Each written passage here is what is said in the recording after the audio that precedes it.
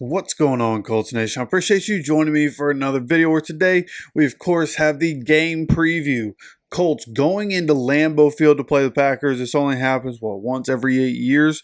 So this is an exciting time going to Lambeau. Now, fortunately and unfortunately, no Jordan Love in this game. Presumably going to be Malik Willis.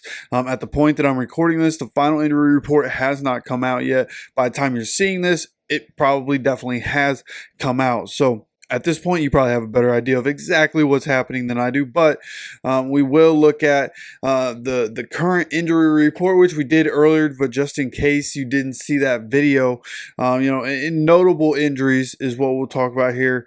And honestly, I don't know who Corey Ballantyne is. He's a DB, but he's been limited. Kenny Clark has been a limited participant in practice this week for the Packers. He's one of their best players. Maybe with Jordan Love out, he might be the best player on the Packers. Edrin Cooper, linebacker, knee issue. Buddy's been practicing this week. Josh Jacobs with a back injury. Buddy's been limited and been practicing. Jordan Love obviously not practicing. And Quay Walker popped up on the injury report with a groin injury for the Packers. So they have some big names up there, but a lot of them been limited. Obviously, Edrin Cooper has been a full participant and no Jordan Love. So, I feel like most of these guys are going to play. And then for the Colts, it's a different story, right? We have Julian Blackmon, DeForest Buckner, Kwity Paye, and it's going to be interesting to see, hey, maybe they're just veterans getting some extra days to rest up, heal up, for whatever the situation is, right? Julian Blackmon, 13 tackles. Well, now he has a sore shoulder. Seems like, maybe with the workload that he got, with him being an older player, he's still really young, but now he's on a second contract in the NFL, so a little bit older. He may be getting G days. Hopefully DeForest Buckner is able to go. A back injury for an offensive and defensive lineman, like, that's going to be tough to play through. He's played through a lot of injuries though. Like, if anybody's going to do it, it's Defoe. So I'm really looking forward to seeing whether or not he plays. And then Kwity Paye, who's good against the run, typically sets a good edge against the run and forces guys back inside. So hopefully these guys are able to play. We're going to need them. And we're also going to need Matt Gay. He's coming back. Spencer Schrader did just fine, but Matt Gay, and hopefully he's 100% healthy. He's going to come back and smash some balls through. And then Josh Downs, who's been a limited participant. All signs pointing to him being able to play. That's going to be crucial for the offense. Okay, for what the defense lacks, the offense can pick that up. Pardon the interruption. I just want to let you guys know how much I appreciate you stopping by the channel. And I also want to say that when I look at the analytics, 50% of the people that come by and watch this channel are not subscribed. So as Peyton's telling you to do here, hit that subscribe button right now. Turn those notifications on so you get notified when any videos come out. Now, if you need any further proof of why you need to subscribe, when you look at the numbers, 62.4% of the views on this channel over the last month have come from people that are not subscribed to the channel. So again, if you're one of those people, hit that subscribe button. I appreciate you so much. And let's get back into the video. This offense with Anthony Richardson, we showed last week, even when we don't have a great game, we're not the most efficient offense, we're still able to score 27 points, right? Because we're so explosive. So having the explosive ability is there, but now we need to be able to walk down the field sometimes, stay on the field, and really manage the game. That's where we go from here. And part of going into that, like, what you have to do is run the ball. Right. And that's just what we couldn't do. We relied on big plays because we just couldn't run the ball. Right. There are also a couple passes Anthony Richardson missed that, in real time, you're thinking, man, Anthony Richardson just not hitting the spot. Right. Even his interception that would have probably hit Kylan Granson in the face if he doesn't slip. So I just think it wasn't as bad. It wasn't perfect, obviously, for AR, but not as bad as maybe it seemed on the surface, after the fact. So, coming into this one, I have confidence that as long as we get Josh Downs back, the offense is going to be able to become more efficient, right? That slot role in this Saints like an offense is made for Josh Downs, right? He is such a perfect fit for it, and he has a great relationship with AR. He's able to get open to everybody. He had the best training camp of anybody before he got hurt. So I just expect Josh Downs to come back to be an extremely important piece of this offense. So hopefully he's able to come back this week. And Josh Downs does come back this week, as long as the weather's fine. I think that there's a good chance we put up, 34, 38 points this week. I think we can put up a lot of points on this defense. But then going back and looking at, and of course I watched the Packers and the Eagles game, but going back and looking at the stats, like what gives me some worry, again, because some of the guys that we're going to be potentially missing on defense. And if we are missing those guys, well, even though Josh Jacobs, I put out tweets in the first half, and I think even in the third quarter, Josh Jacobs was washed. He ended up getting a couple of runs. One was a 32-yard run. Take that one out, he has 15 carries for just over 50 yards.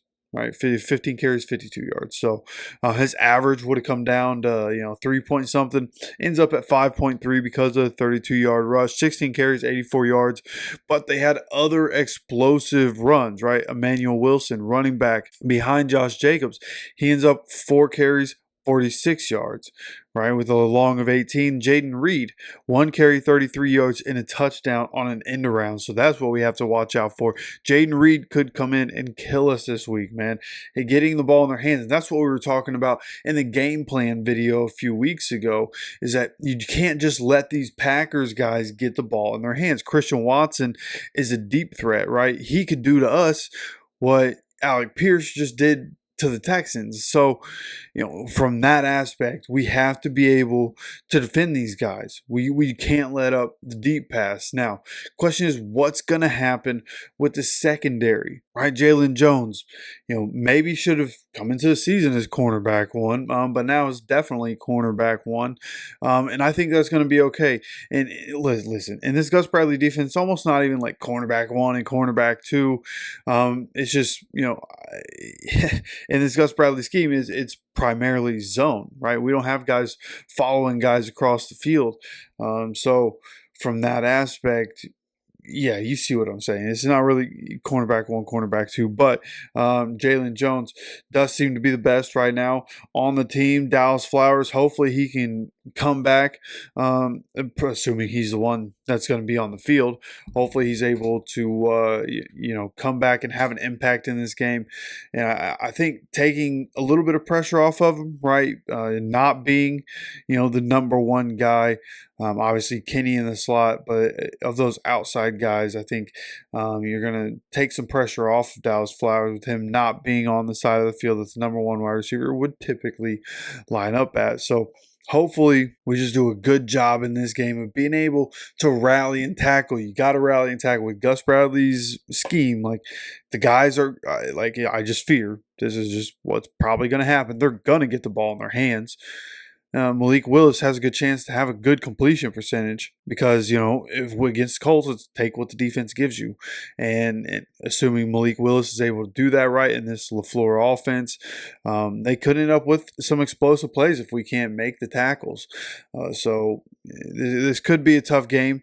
163 rush yards as a team for the Packers is a lot. And then they have 260 yards passing for Jordan Love, 2 touchdowns and 1 interception, right? And then their defense forced 3 turnovers against Jalen Hurts, right? A couple interceptions, and then a fumble of Jalen Hurts. Jalen Hurts, 3 turnovers altogether. So, at the end of the day, opportunistic defense. They have a new defensive coordinator in Green Bay. So coming into this, it's not like we can watch film on things that they've done in the past. It's just what they do in week one. What can we gather? Can we find any tendencies that they like throughout the game, and how could they change those kinds of things? So coming in this game, it's going to be tricky, man. Going to be very tricky because they have Malik Willis, so it's easy to be like, oh, we're going to win this game. But then, what happened week one? Juju Brents is out. Maybe DeForest Buckner. That's what's tough about, the current schedule and having wanted to get this video out today. Said I don't know the actual injury report, but theoretically we should win.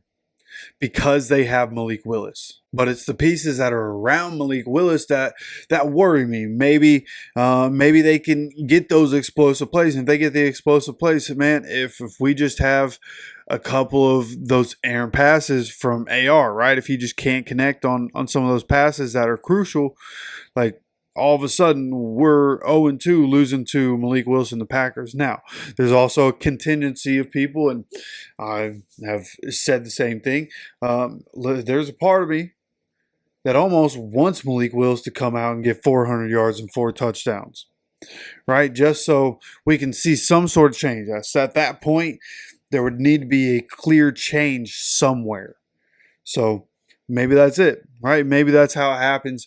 But at the end of the day, I do want to go into Lambeau and win this game. We need to go 1-1. We can't continue to fall behind the Texans. The Texans have a matchup this week that I think they're playing the Bears. I'm pretty sure the Texans are playing the Bears, and I feel like they can win that matchup. So we can't keep losing games. We can't fall behind the Texans. Texans already beat us in our place. We have to go to Houston and win in Houston. And in the meantime, we have to keep up with our record. We have to be able to go into Lambeau, beat a team that we should beat. Right, this is a team that just let up 34 points. They had the 3 turnovers, but they let up 34 points. Why is that? Because they have a new defensive coordinator. They're trying to figure things out on the defensive side of the ball. This is a chance for us to come in with our continuity that we preached, right? Continuity all offseason got preached. This is where continuity needs to come in and take over. And this is where the guys that you've paid on both sides of the ball, this is where those guys have to come in and dominate. Right, especially the defensive line and how they were getting pushed around. Right, the yards before contact for Joe Mixon at one point in the game was at 4 yards. Like, you just can't have it. Josh Jacobs can do the same thing. I don't know if this Packers offensive line is going to be able to push us around like that, but defensive line just looked like they weren't ready to go. They didn't come in ready to go. We need to be able to come into this game against the Packers. You can't sleep on them and look forward, right? We have Caleb Williams and the Bears offense next week. We need to get through this one. We need to take advantage of the fact that Jordan Love's not there.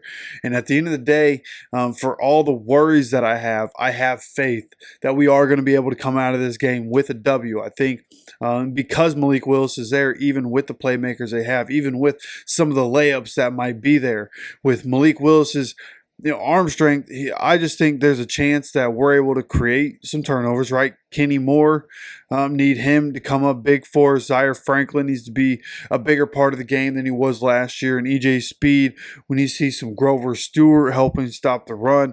Latu, did a good job. I think Latu actually had the highest pressure rate of anybody on the team last year, just wasn't able to get a sack. So hopefully he's able to get his this week. Obviously, the guys are going to be chasing around Malik Willis, and there's a good chance he runs a lot, and we have to be prepared for that as well. And that could be a problem because our defense backs up a lot. Malik Willis could just see a lot of open space and keep trying to get away, but defensive line could set him up.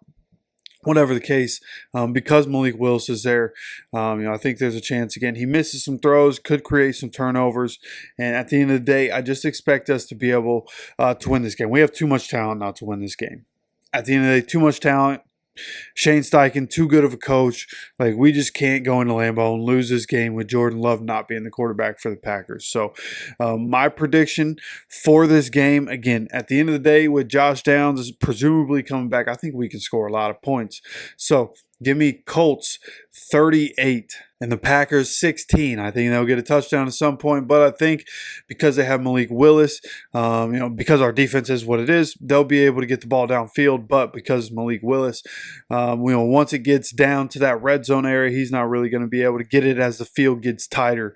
It's going to make him, a little more nervous back there and not be able to make the throws he needs to make. That's my assessment on the situation. And hey, maybe I'm wrong. If you would have seen my fantasy teams last week and my gambling, not great. So hey, Maybe I'm wrong, but I do have faith in the guys one way or another to be able to come out of this game with a win, end up 1-1, keep up with the Texans. Of course, I'd love to know what you think. What do you think is going to happen in this game? You let me know down in the comments section. Would love to know how you guys are feeling going into this game. How do you think the defense is going to perform against Malik Willis? That's probably the biggest question. So you let me know your thoughts again down in the comments section. Of course, I appreciate you stopping by. And of course, don't forget to subscribe with notifications on so you can continue to get notified anytime we have any more content on this channel. We will be going live tomorrow. We will be going live on Sunday for the game. And then, of course, content all throughout the week. So, again, hit that subscribe button. Make sure you have notifications on. Of course, I appreciate you stopping by for another video. And as always, take care of yourself, take care of each other, and go Colts.